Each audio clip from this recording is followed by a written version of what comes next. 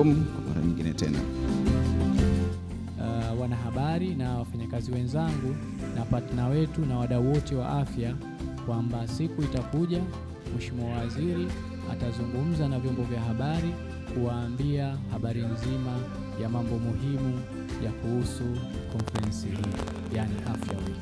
Kwa kusema hayo, Mheshimiwa Waziri, kwa ridhaa yako naomba nikukaribishe, kwa sababu hii ni press ya kwako na wewe ndio kiongozi wetu wa wizara. Karibu sana Mheshimiwa Waziri. Lengo kubwa kabisa la kufanya Zanzibar Afya Week ina malengo matano muhimu.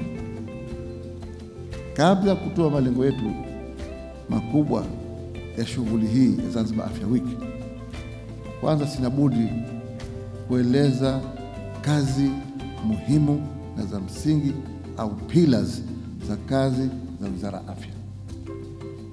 Wizara ya Afya katika nchi yote ile ina kazi ya kwanza ni promotion,